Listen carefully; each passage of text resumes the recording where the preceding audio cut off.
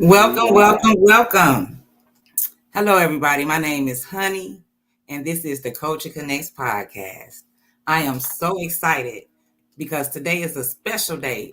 It's the debut of the Culture Connects, and I want to thank all of you guys for tuning in. Thank you, thank you, thank you. Let's go. Yes. Every episode, I'll be joined by a special guest co-host who will bring their own perspective into the conversation. Today's guest is someone who I know very well, and bring their own perspective into the conversation. My bad. Today's guest is someone who I know very well. Okay, well, and this is Color One, my friend, a father, a husband, a West Side native just like me, and an icon in Chicago, a legend in Chicago's hip hop culture. Okay. Color One, welcome to the show. Hey, what's going on, honey? What's happening? West Side for life, baby. We in this piece. Good to have you. We in this piece for sure. Yes. I'm glad to be here. I'm excited about being on this first episode and all. Right on. Yep. Right on. Yes. Well, all right, you guys, we're going to go to a brief commercial break, and we'll be right back to start our show.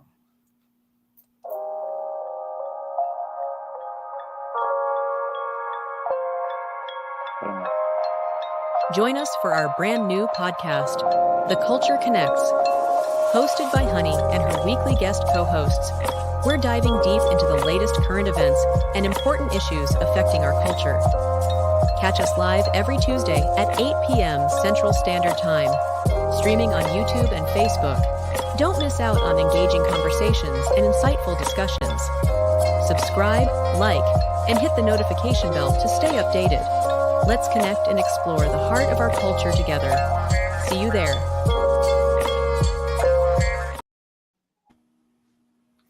All right. We're back. Let's get back into it. Color One. Growing up in the 70s and 80s, what was it like for you?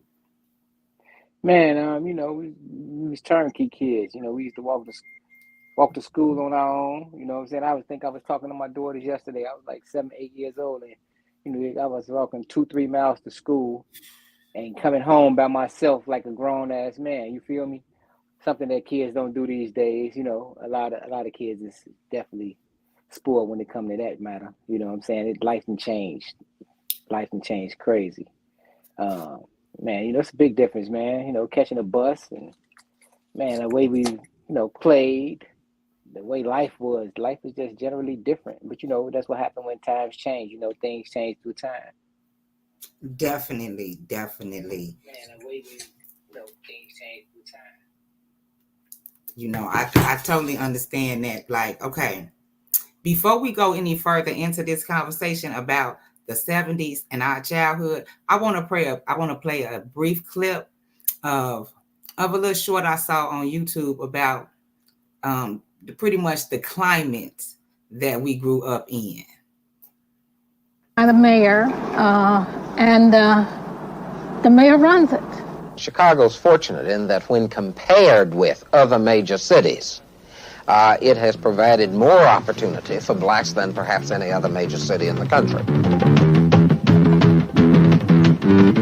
Although a black explorer, Jean-Baptiste du Sablé was Chicago's first settler in 1765.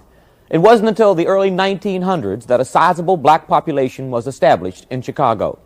It was composed of southern migrants who had been lured north by the promise of jobs at good wages, but who found out upon arrival that the only way to make a living in this industrial city was as a maid, janitor, or bootblack. Now, in the last part of the 20th century, Chicago blacks want a bigger piece of the pie. By 1975, the U.S. Census Bureau predicts that 50% of the population will be black. The famous Democratic machine of Cook County is just beginning to feel the political stirrings of the dissatisfied.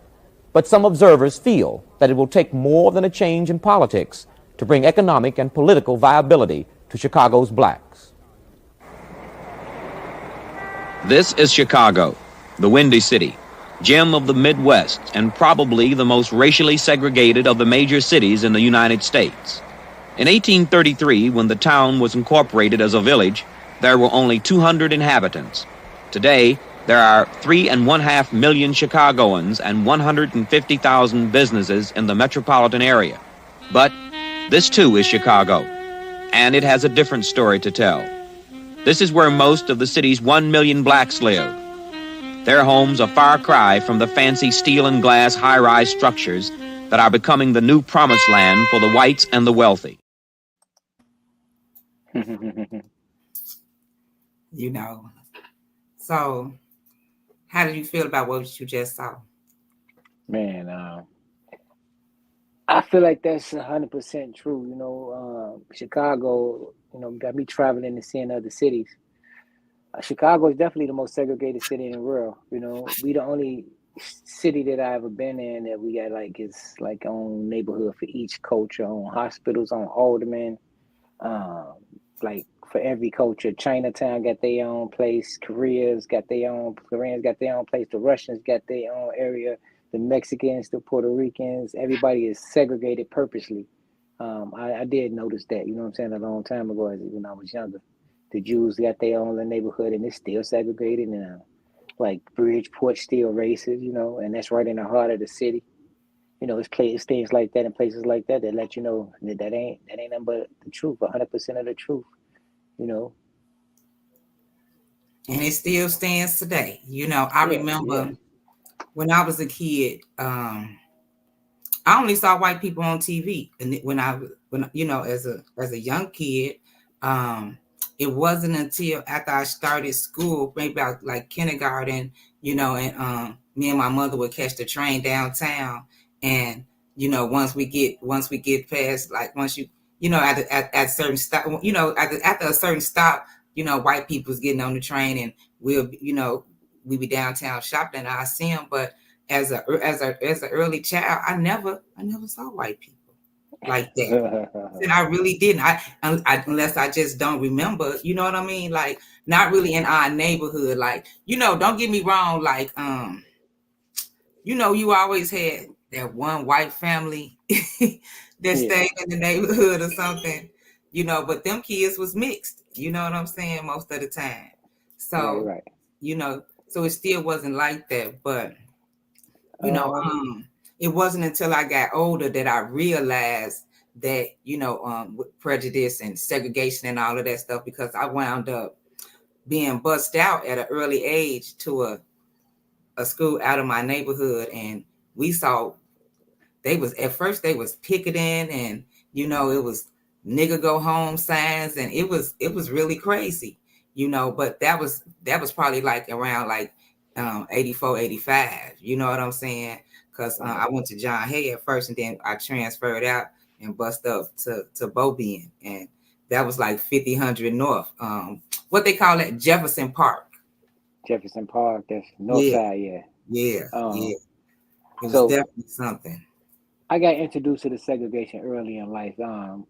I'm from the village, and in the village, that Jewtown, so it was we got the Mexicans right there across under the viaduct. We had Latinos. We had us the projects. It's the village. We was in the village, the Jewtown area. But Jewtown was owned by Jews. Simple as that. So when it came to going shopping and doing things on our daily things to get things, we shop with the white people. You know what I'm saying? Going to Jewtown and going to that area. I got experience, got some experience on some, some deep-rooted shit that places that you can't go, you know what I'm saying? And then Little Italy was right there. So the Italians, so we used to get chased a lot when we was kids, we was young black kids. We got chased if we went across Taylor Street, going towards the Pavilion now, which you'll say the Pavilion. So if we go over that way, we go across Taylor when we was too young. The Italians would chase us back. If we go across the viaduct, going the other way towards 18th Street, the Latinos and the Mexicans would chase us back. And if we go towards downtown, we have freedom towards downtown. That's why our freedom was, because downtown was our space where we can go. And Jewtown you know, that's what the white people, the Jews, they needed us. So, you know what I'm saying? So therefore we had some type of say so around in that area, you know what I'm saying, from there. But you know, then it was the South Water Market. The truck station was right there in the village. And that's where a lot of my people was at, in the truck stops, a lot of that. So it was a lot of different experiences. My dad worked for some, you know, drove trucks. You know, my mom hung in the area. Shit. So it was like, man, it was a melting pot of all the low life. So it was a lot of mobster stuff going on. It was a lot of, I mean, I watched a lot of people grow, and man, a lot of different places just grow. You know what I'm saying? From being connected, street connected situations. A lot of different street connected situations happen. You know what I'm saying? When I was young, and I watched that happen and unfold. You know what I'm saying? Sin, what up? Sin, I see you checking in. So yeah, I experienced some of that, you know, then that's close to Chinatown as well. You know, the village was right there in the middle of everything. So that's one thing we was in the middle of.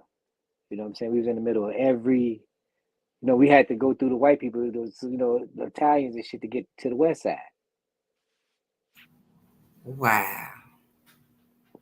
Yes, it was a Wow. little different, you know what I'm saying? It was a little different in the village area, the Jewtown area.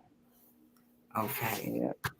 And see, as a child, I, you know, by me being a young girl, you know, I was held on a short leash, you know, early on, Mm-hmm. you know, so with the boys, my cousins used to go off everywhere, you know, saying the little girls, we got to stay where somebody could see us, you know. So I get, Right. that's how I think how I missed a lot of that, you know what I'm saying? But, you know, Yeah.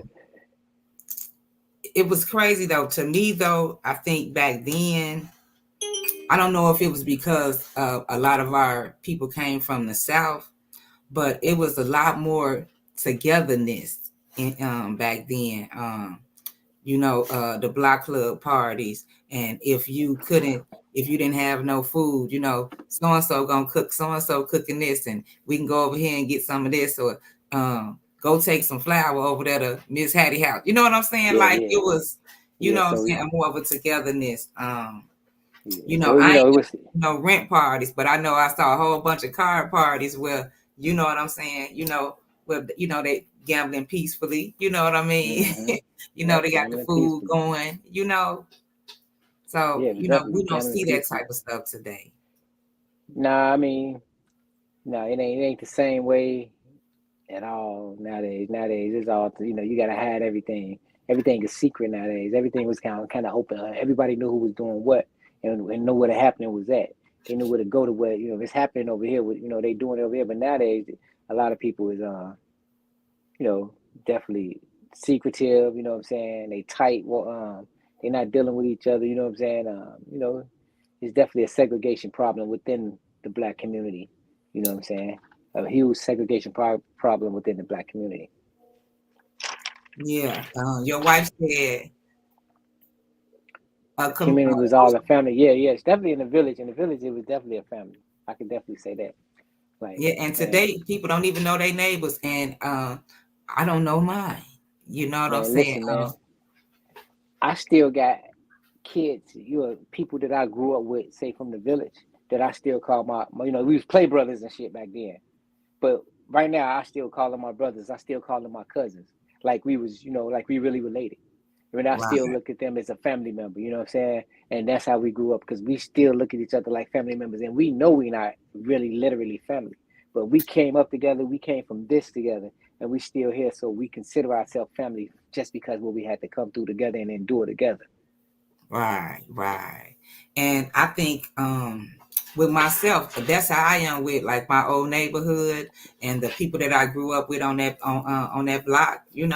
Um, you know, we still tight. You know, family members Mm-hmm. die. You know, we support each other, and you know what I'm saying. It's like that. You know, and I think that that's a beautiful thing for us. And I really hate that with this new generation, our kids won't get a chance to really experience that like we did, like family. Mm-hmm. You know, because I remember if I get in trouble down the street, the neighbor down the street gonna whoop me, and then she gonna bring me home, and I'm gonna get another whooping once I get there. You Yes, know, sir. today, Just like you that. know, you can't even speak to somebody kid. You know what I mean? it's you subject to be a whole shootout, you know, Yeah. and that's real unfortunate. Yeah, like we had games, just like just to think of the past and how when I was raised and we came up, we played games together on the outside of the house. You know what I'm saying? With something to do. We played marbles. We played hopscotch. We went to we had candy parties every other day. You know what I'm saying? Like shit like that. Yeah. Like to have a yeah, we had candy Oh parties man.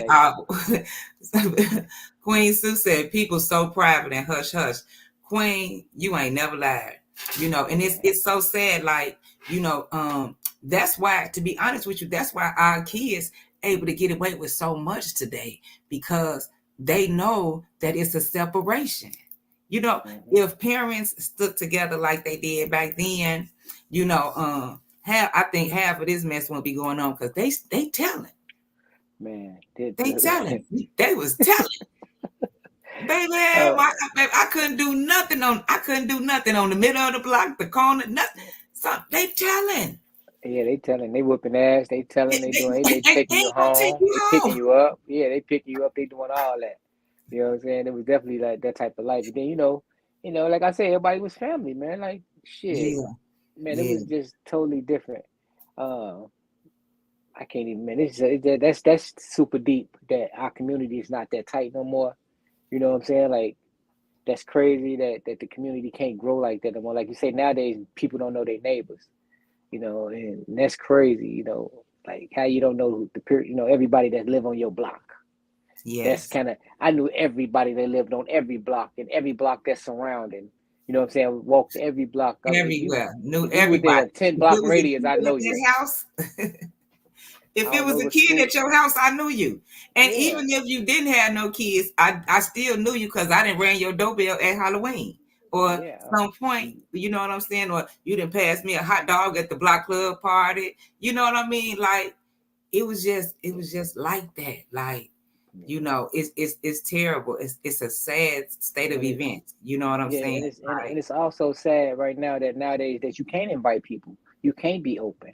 And not saying that, you just really can't just be free with what you're doing nowadays because it causes problems and it brings, unwanted people.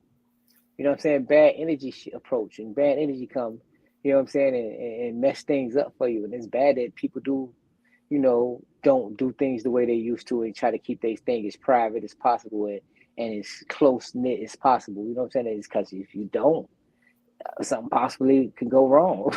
And that's fucked up. You know what I'm saying? That it's even like that in the black community. You know what I'm saying? yes, yes, it is, you know, and you're right, it's definitely like that. And can't, today anybody just can't come in your house. Nah, man. Yeah, yeah, we talk Today about that. anybody just can't even just knock on your door. Like, is the world has changed. Time has changed, and it's sad because we have a generation of children today who they don't even know how to play outside. Nah, they don't know how to play outside. There's barely any jump rope going on in the neighborhoods. Yeah, everybody out there facing the phone. That then took over the cell phone and took over. 2, 3 year olds want a cell phone because they see everybody else with a cell phone, and Yeah, app. You got to get them an iPad. You got to give them something to keep their attention because if not, you want yours. It's just. I mean, it's life. It's all about evolution, I guess. And everything is evolving, and hopefully it'll all be for the better. Like hopefully it'll all turn out the way it's supposed to be. As we look at it, you know what I'm saying? It'll get better. Like people understand that it's not a family thing like it is no more. You know what I'm saying? They probably want to build. So I see a lot of people that get in the South right now buying land and building houses on land and building communities, which is a good thing. You know what I'm saying? We need to do that up north some. You know what I'm saying? Get the blocks and get the hoods and grow our neighborhoods. You know what I'm saying? Grow a block, grow a suburb, grow whatever you want to grow, but grow together. You know what I'm yeah, saying? yeah, yeah, yeah. Yeah, so You that's what we know, need to try to implement in the city. You know what I'm saying? A growth, a method of growth, of togetherness. What I'm trying to say, a collective growth amongst the community. You know what I'm saying? A collective growth. Yeah. collective build. You know, we have to learn how to trust one another. You know, we have all been through things, and we have all been, the victim of something. But at the end of the day, at some point, we have to also understand that everyone is not our enemy. Everyone is not trying to get over, and we need one another if we're going to build a community. A community, one person can't do it. It takes a collective, like what you said. But the hard part is a lot of times we have so much distrust that we can't get past that part to build and grow with one another. Yep. Sister Red, what up? I see you checking in. Peace and love, church. That's Red Charles, ain't it? Nah. This is Red from our Sister. sister. Mm-hmm. Okay, yeah. We gotta I mean, it's always something. We always put our heads together, like, and it's like I see a lot of groups doing good. I like the Black Men United movement. You know what I'm saying? I love to see the Black Men United movement. I like to see them giving a community thing. So I know that's one movement that I've been seeing, giving back to the communities. Sherman the man and his food drive, he's giving a lot back to the communities. I've been seeing that. I don't see who else. I've been watching. A few people give back to the communities in our hood, which is helping the neighborhoods grow. I see Bo Deal doing his thing a lot. You know what I'm saying, with the movies, with the record label, with the young artists. You know what I'm saying. Shout out to all those people who I see doing well. You know what I'm saying. And man, I'll keep up the good work for those people. You know what I'm saying. Like, keep it moving. You know what I'm saying. Chicago needs that type of movement, and we need more people like them. Shout out to Fred Hampton. You know what I'm saying, with the Panther Cub movement. Definitely one of the guys. Who's trying to help the communities and trying to see our culture and our people come up and live in a better fashion and form. That's right. Shout out to Queen Sue and Aisha sisters. Shameful plug here. Shout out to Hojo Family Assistance, Shaw Hoop, Tim. You know what I mean? It's definitely some people who boots on the ground and really out there trying to make a difference. And it's so beautiful that we have that. But like when we like community building, we need more of that. The more, more of us actually coming together and sitting down at the table and saying, yeah, we're gonna buy this plot of land. We're gonna do this. We're gonna do that, and really get it going. But your wife said we have to learn to use our discernment first. And you know what, Sharina, that's so true. But so many of us aren't even really in alignment with ourselves and our cores to really understand, to receive the gift of discernment, because that is a gift. Yeah. Definitely a gift, you know what I'm saying? Yeah. And a lot of people is not right. It's not mentally there to even, man, to get to the point where they can, understand, the gift of discernment. Blessings, Lachey. Peace and blessings, Lachey.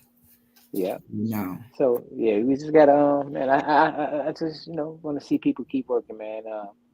My movement, hip hop, humans in peace, helping our people, one united race. You know what I'm saying? The United Race of Hip Hop, that's me. You feel me? That's what I'm doing.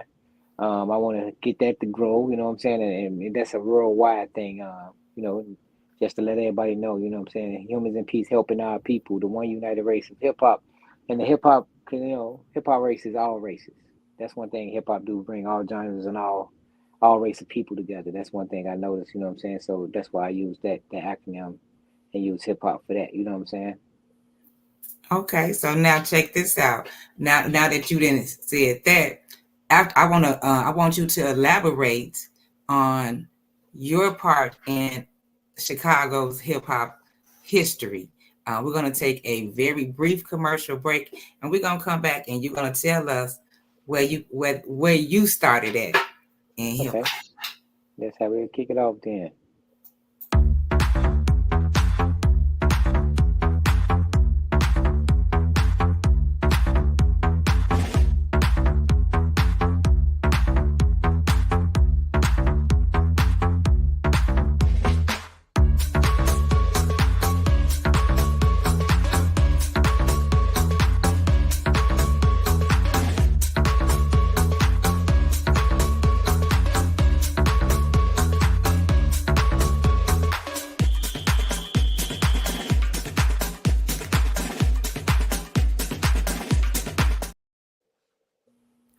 All right, welcome back. Welcome back to the Culture Connects podcast. I am Honey here with my special guest co-host, Color One.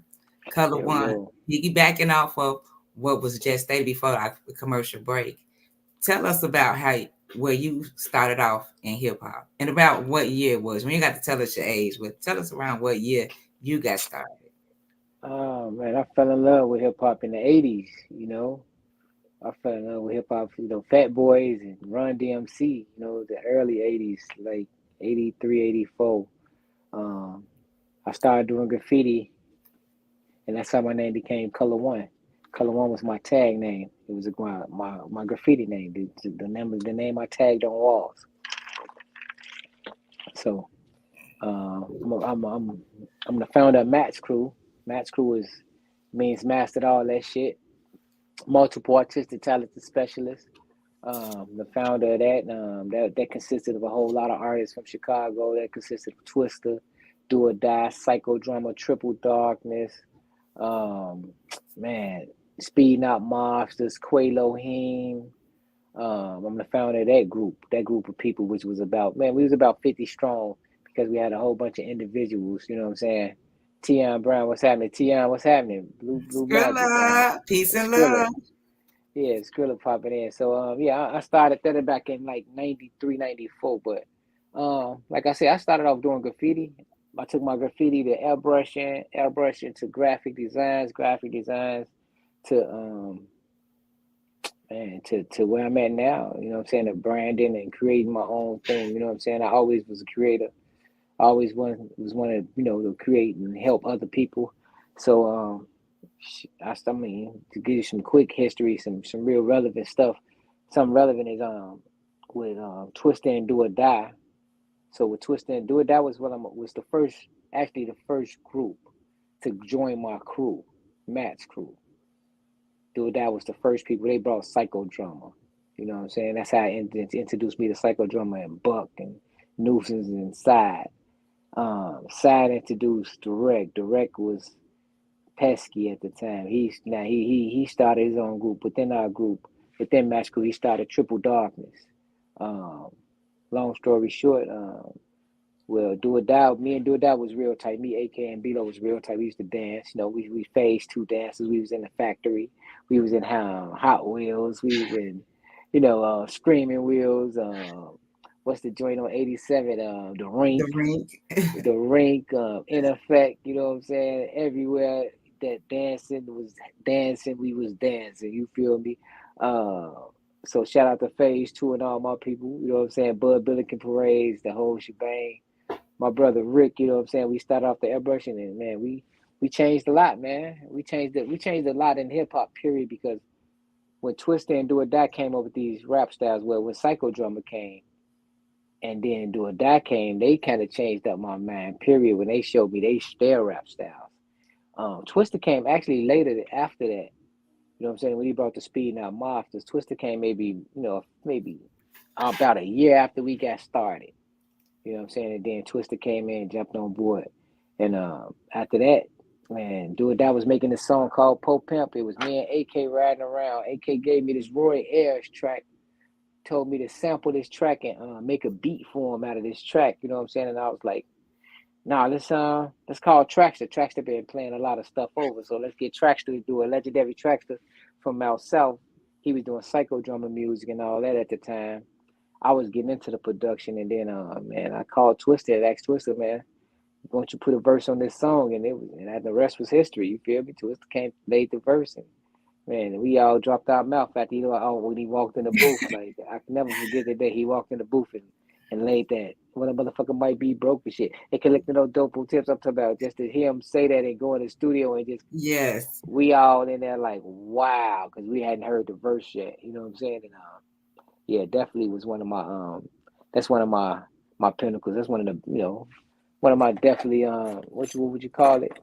One of my contributions to hip hop. You know what I'm saying? And I think that's a big contribution to hip hop because I think that particular song, Po Pimp, and that rap style with Twister and Do or Die kind of changed the rhythm of hip hop, along with Crucial Conflict and Psychodrama, all mixed together. That melting pot then came, and also the Snipers.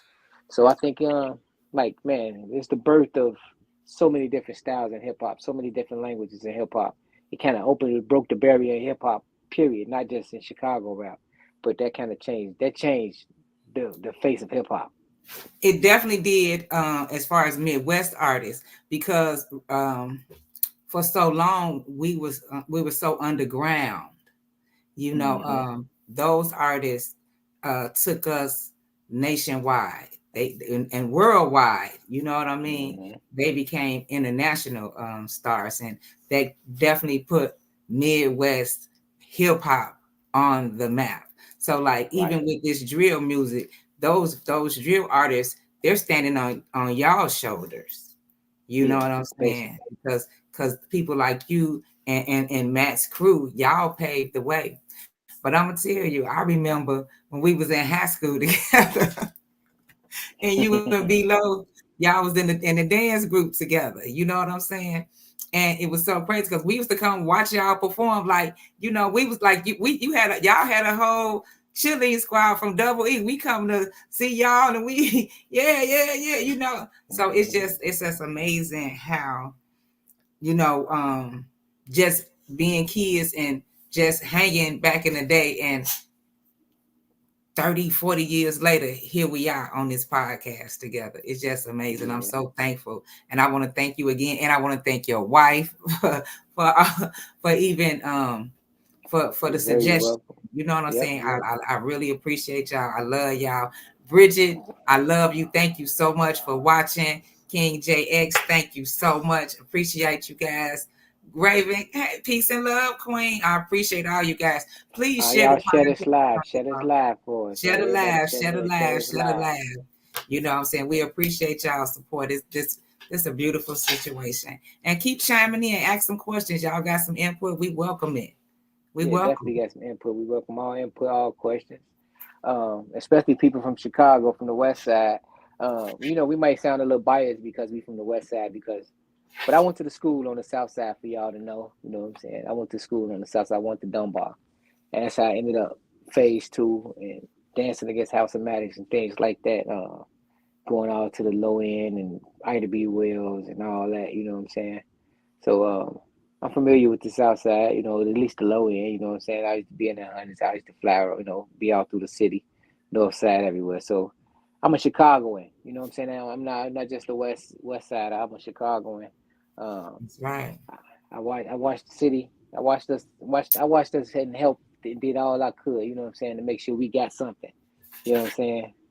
So shit, I'm happy for what happened, you feel me? Bridget say, And and those is the West Side is still the best side. We love you, King. Yeah, you know what I'm saying? Thank you so much. The West Side definitely the best side, but can't be biased because Right. We love the South South Side, Side too. the We South love the Side South really Side. play a big part in our culture.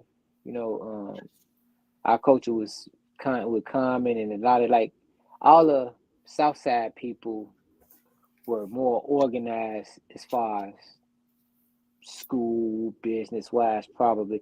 I say not even business wise. They was going to school. Them kids went to school on the South Side. Us Yeah. West Side, we dropped out. I met you in Double E because we both I because we got kicked out. got kicked out of school. You know what I'm saying? I was trying to stay there. Right? Yeah. You know what I'm saying? Got kicked out of school and just had to go to the alternate schools. You know what I'm saying? That's one thing I can say about the South Side kids. They stayed in school. They finished school. You know what I'm saying? They got through that shit. You know what I'm saying? I ain't have it in me. I Some ain't get of my them. G. Look, I ain't get We my got some GED South until I Side was friends. We 40. still got South Side friends that went to Double E too. It was Right? a Yeah. gangster school, remember? Yeah. Definitely was a gangster school, but definitely But Chicago is a I get beautiful what you're city now, saying, though. man. Huh? I think Chicago is a beautiful city right now, and I don't like drill music, so to say. And the music, I just made a post. Somebody says I think it's Okay. the old one of my older homies used to be around me on Madison. When he said West Side, y'all making this devil music, y'all making this devil music. When West Side had music on lock, everybody was having fun. You know what I'm saying? Kicking it, dancing. Meeting chicks. You know what I'm saying? Now the South Side, now everybody want to hurt a chick. You killing chicks now. You feel me? Things like that. That's what he said on the post. I was like, oh, I gotta post this. So yeah, we changed the music and we had it cool, smooth, and calm. Unlike the drill set right now, where everybody got to have a gun everywhere you go. You know what I'm saying? Now, We had a Bridget want gun. to know. Hold on, color. Bridget want to Okay. know, what advice would you give new artists that want to break into the business? Would you even suggest that for them today with this climate? Yeah, yeah. Well, with new artists, I want them to, express their talent, not use guns in videos. If you're an artist and you're a rapper or R&B artist or whatever you are, represent yourself and not Louis Vuitton, not Gucci, not nobody else and nothing else, not no brand that's not paying you. You know what I'm saying? I feel like at this point in hip hop, we have to be more logical and more respectful about ourselves and what we're doing in our crafts. We can't give everybody else the credit for us being good at what we do. You know what I'm saying? And I look at that as, when you shouting out all these different guns, drugs, brands, Gucci this, Gucci that, but been Tega this, all that. I think that kind of take away from the art. You know what I'm saying? And give them more credit than you give yourself. Because I feel like a lot of artists feel like if they're not saying these things or not promoting these people, that they're not hot. They're not good. You know what I'm saying? They're not talented. You know what I'm saying? And that's the advice I get at new artists. You know what I'm saying? Like, use your head, look at these cases that's going on with the YSL case, look at Diddy and R. Kelly, and look at those people and all the other people, and look at the results in what you're getting right now from being an idiot in rap music or doing stupid stuff. You know what I'm saying? Like, Yeah, because they crashing out. yeah, they crashing out and they using lyrics against you, and they using videos. You know what I'm saying? So for me, I believe artists need to be a lot smarter. Okay, Bridget want to know, how do we convey to new artists to use their money or profits to create businesses and wealth for themselves? How do we? What do you? Just like like I said, like kind of piggybacking off what I was just talking about for new artists. You know what I'm saying? Like a lot of them should be smarter at this point in time in life, or should have somebody on their team, and like it's always a big homie, it's always a executive, it's always somebody in your corner to help you grow if you're an artist and you're growing and you're making money. Yeah, You know what I'm saying? You're not making money just like on your own. If you got somebody there, and hopefully you got that right person there to help you to help you understand investing is the best thing for you. You know what I'm saying? Or, it's not, that's what I was saying. Like not talking about all the brands and not going wasting your money on Louis and Gucci and all that. You know what I'm saying? Not saying that I ain't never done it. You know what I'm saying? I have, I've been in that spot. I've been in a position where I had money as a hustler or whatever to do better, and I didn't, do the correct thing with it. I wasted it. And to look back on how much money I wasted compared to what what I'm saying, like to what I spent and invested in myself is, man, I can be just like, damn, I was an idiot at one time in my life. You know what I'm saying? Like, can hold myself accountable and really say, damn, I was an idiot one time in my life for doing the shit that I did and doing the things that I did and the way I threw money away and in the way I didn't respect it. You know what I mean? Respect the dollar at one time in my life because it was coming in so fast and the way it was coming in and what happened. You know what I'm saying? But definitely, man, there's so many tools right now for any new artist to grow and to figure it out how to invest your money, man. You know what I'm saying?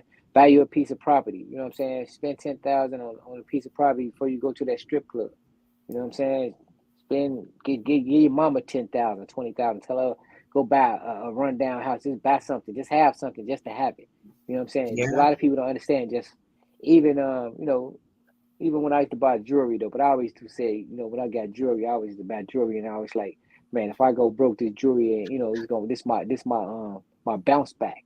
It's good pawn shop material. You know what I'm saying? I bought good jewelry, good expensive jewelry, and shit. When it came time, that jewelry had to go to the pawn shop. I had to get that money back for me to, what I'm saying, do what I was supposed to do. So, don't buy no bullshit jewelry.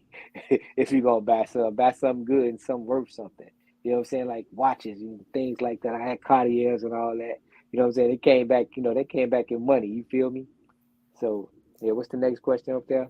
okay. Bridget Let me said, see what. "Thank you for that." She teaches and she works with students who want to be rappers, but she wants to give them a positive side before they even get involved. Well, Bridget, I'm gonna say this. I don't know nothing about the music business, but it really emphasize with your students the importance of financial literacy. That's the first step. And these kids, they find everything else on YouTube. Tell them, even if they don't have a long attention span, watch a few shorts, some 3-minute, 4-minute shorts. That's going to give them something, because I think that's what messes a lot of them up. They're not financially literate. Yeah, definitely. Like they ain't teaching that to us where we No. from in our neighborhoods and in the places where we grew up at. They ain't trying to give us that type of game. You know what I'm saying? Yeah. They ain't. So you gotta go out there and get that game. You know what I'm saying? You got to go out there figure that get that game from elsewhere, because you ain't gonna get it from people in schools and stuff like that. Where they didn't change school and the things they taught us when they didn't teach us about that type of stuff. No, I didn't learn it in school, and I didn't learn it in the home. You know, Right. so when I first got a hold to my first little batch of real money, I didn't do the right thing with it. And then being fully transparent. I got a second batch of real money, and I didn't do too much better. you know, Right.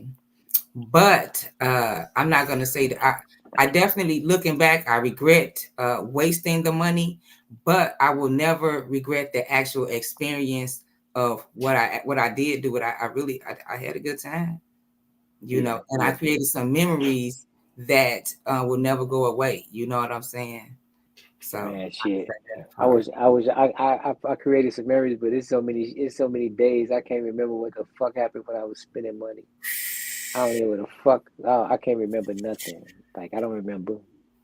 I just know I was out that day. You know what I'm saying? Like I woke up the next morning and it was like I started over. Look, I started over. In a whole nother state, saying what look, happened. look, did the same thing I did the day before. You know what I'm saying? Like that's kind of like how life was. Like it was. Oh yeah, definitely, definitely.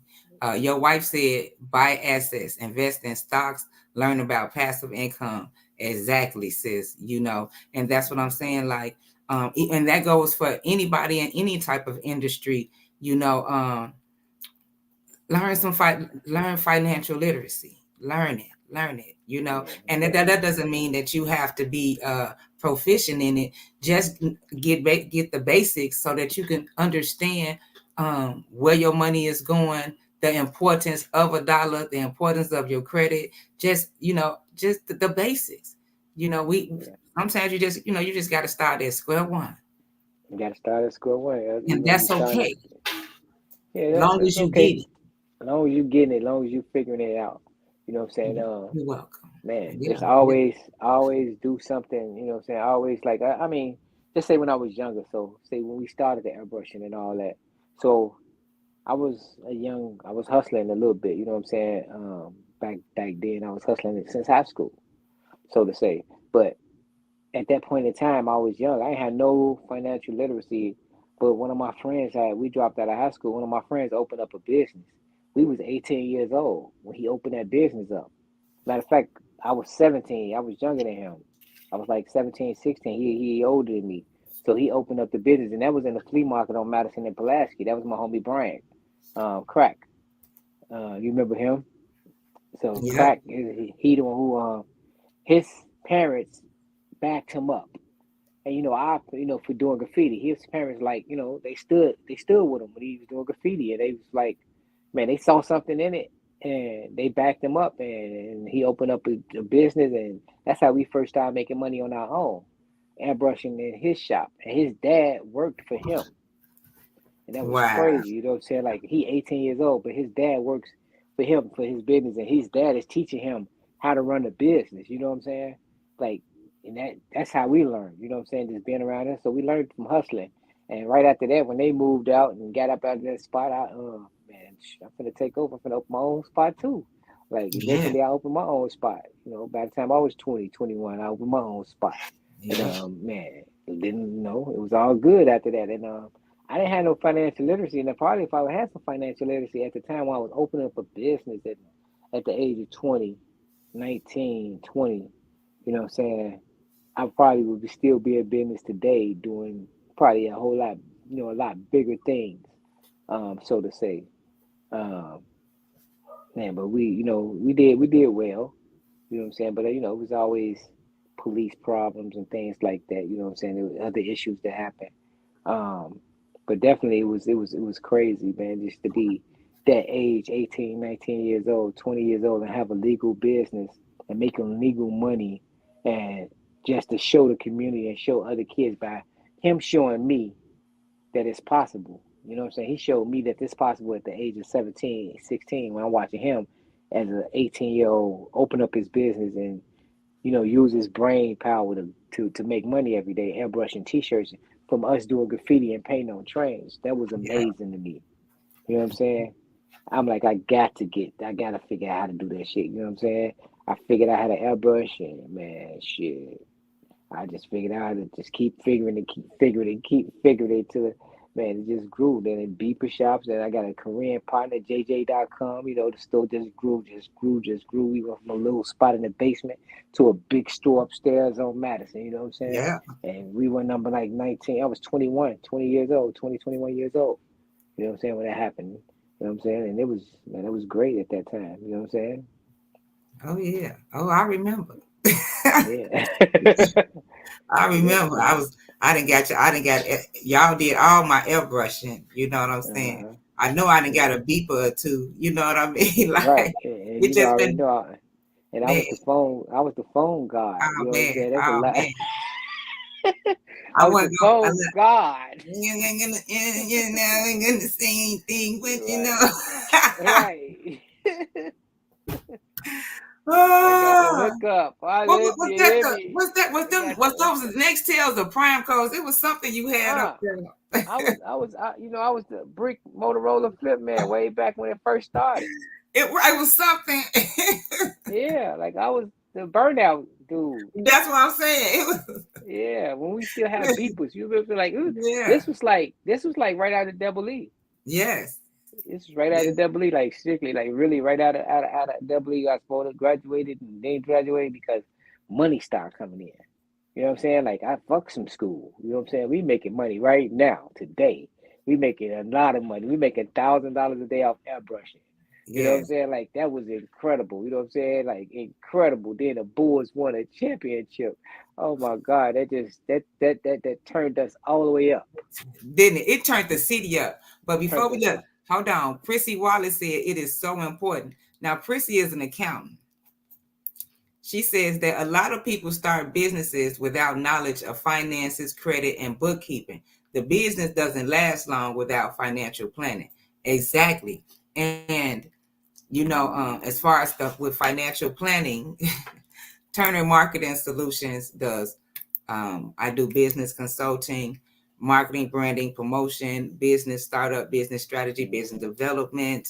The importance. I help teach financial literacy. So if you need any help with Right. that, get in touch with me. I can definitely be of some assistance. We're going to take Amen. a brief commercial break before we close out. Stay tuned, you guys.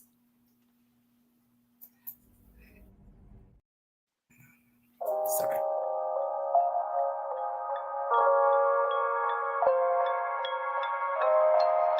Join us for our brand new podcast, The Culture Connects, hosted by Honey and her weekly guest co-hosts.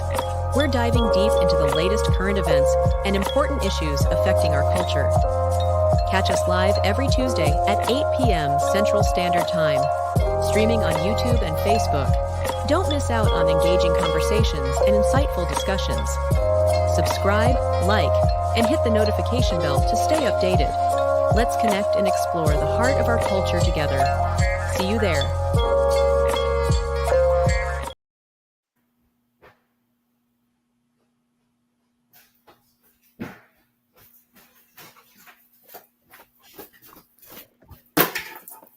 And she's back. We back, baby. And we're back. Sorry about that. My baby about to go dead on us. But yeah, okay. Woo. I was running, y'all. I had to run for that joker. But anyway, Color One, this been wonderful. Thank you so It's been much. great. You're very welcome. I think this was a great podcast, a great conversation for the culture. You know, Okay. something that people can believe in. Like, and that last comment that the young lady said, to have a business without financial literacy and financial planning, was on point, because that's definitely was one of my issues. You know what I'm saying? By having a business and not having my thing together. You know what I'm saying? I totally understand. When I first started a business back in the 90s, when I was doing nails, I didn't know. I didn't understand profit and loss, expense reporting. It was so much. Whew. But just like what you said, if I knew then what I know now. Right. It ain't never over. It ain't never too late to start. It ain't never too late to push the button and keep it going. You know what I'm saying? Start something new if you got to start something new.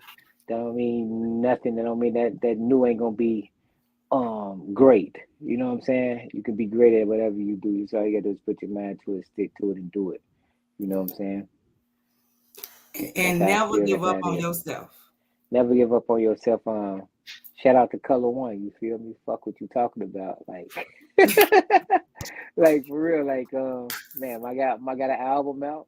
How you gonna win the story of a gangster's class? You can get to know me that way.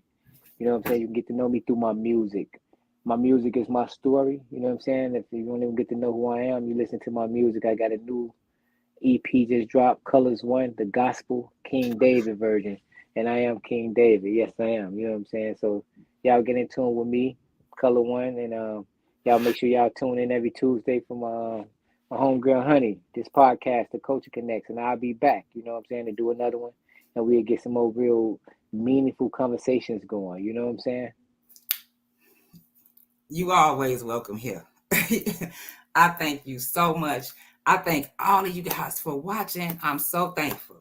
I'm so thankful. So thankful. I really appreciate all of you guys. Tune in next week, right? We're going to have Cicero Red on. When I say he got a story to tell, he got a story to tell. But I'm going to give y'all a brief synopsis. Give me 1 second.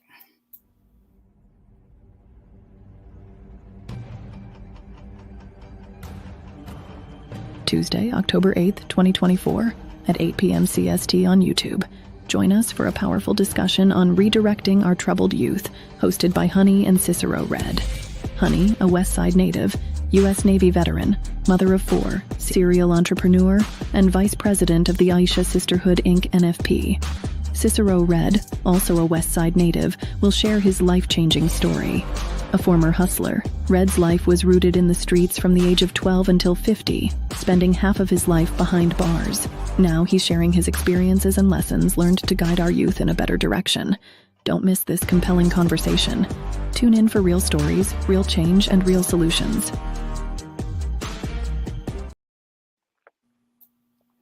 All right.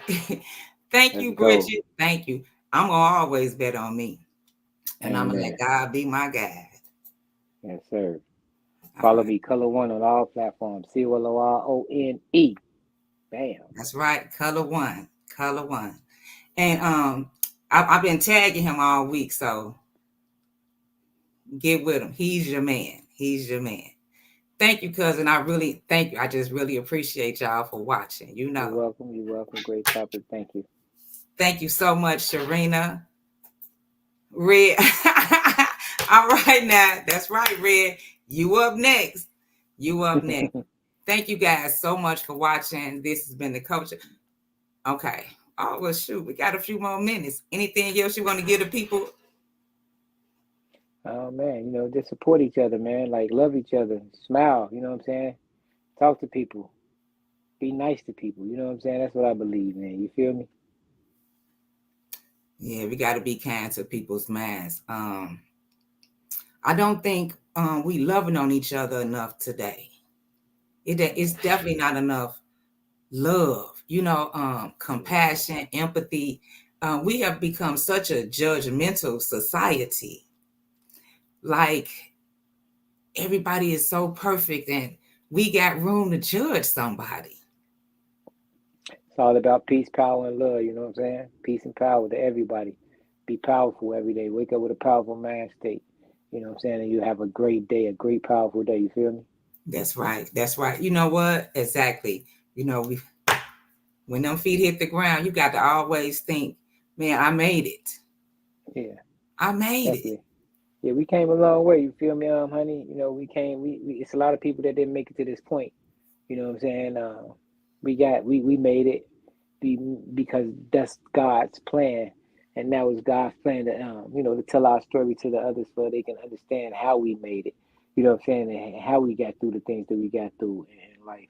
You know what I'm saying? And how we strived and continued to go on, even though we had all types of obstacles in different situations. You know what I'm saying? That tried to prevent us from getting to where we was going, or to be able to see these days. So to say, like the school systems that we are part of, the neighborhoods that we lived in, you know what I'm saying, the people that we were around, the manipulation of so many different situations in our life, you know what I'm saying, for us to endure that and still have a positive outlook, still be strong enough to, keep going and keep going and keep going. It's just like, we just continue to set a great example for anybody who's watching at any age, not just the youth. Yes. Um, if you old or whatever, if you got a dream or anything, you know what I'm saying? Like you say, believe in yourself. I wholeheartedly believe in me. You know what I'm saying? That's why I decided to do music at this point in time. Like all the time I've been in the music game, I never put music out for real. I never literally put music out. My first album didn't come out until I came out of prison. That's the first album I ever done. And a lot of people think I did music a lot, and I got a legendary status for doing music in Chicago. In all actuality, my legendary status don't really come from me really doing music. It just comes from me being the right type of character. You know what I'm saying? The right type of person for people to, for me to show love to people and people to give me the love back. You know what I'm saying? Color. So, I was yeah, today years old when I found out yeah. that you wasn't a real. So you just became an artist after you got out of prison. I thought you was Um, rapping long before that. I was rapping, but I never put out music. Like literally, I Okay, never had a song out. I never okay, put out a okay, single. I never okay, put out a okay, record. You know what I'm saying? okay, So I ain't put okay. out a Because I'm like, record until wait a now. minute. So I got verses. I got verses on other people records. Like I do Yeah, have verses on other people records, but I never put out a full song of my own. Like literally, like me, a solo song never right. happened until it never happened until 2017. Wow. My Okay. first real solo song by myself, and my first solo record didn't come out until 2017. Okay. Wow, Yeah, that's so something that I learned something new today. Bridget yeah, says, so are we putting together this youth conference with all your guests? yeah, we could do it in Let's get it. Chicago. Let's get That's it. a yeah, Whatever we can do to help the youth, Bridget, yeah. I'm Always, down for it's it. I'm and we down. got a lot of groups. Like I say, Black Men Unite. We got a lot of people that would love to be involved in that. You know what I'm saying? To be able to help our youth. You know what I'm saying? So it's a lot of people that we know. If we decide to do that, that's 100% in already. We ain't gotta ask. Oh yes, yes. We definitely have some friends that definitely will help support us. Let's talk about it, Bridget. Bridget works for CPS. We might be able to do a little something. All right. Yeah. We will definitely discuss this later. You know. Mm-hmm. Thank you so much. I appreciate that. Okay, you guys. Well, now it's about that time. I thank you all for showing up. Color One, I thank you for being here. I thank Yep. all of you guys for watching. Please like, share, and subscribe to the Culture Connects podcast on YouTube. Please uh, follow the Culture Connects on Facebook to stay abreast of the upcoming shows, the upcoming topics, and guests.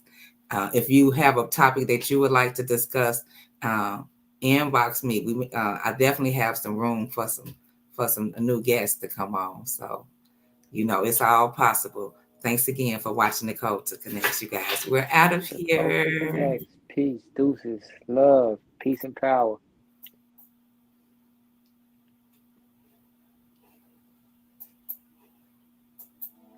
Thank you for watching the Culture Connects podcast.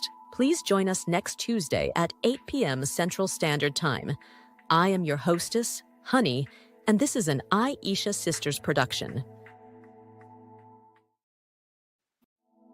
Thank you for watching the Culture Connects podcast. Please join us next Tuesday at 8 p.m. Central Standard Time. I am your hostess, Honey, and this is an Aisha Sisters production.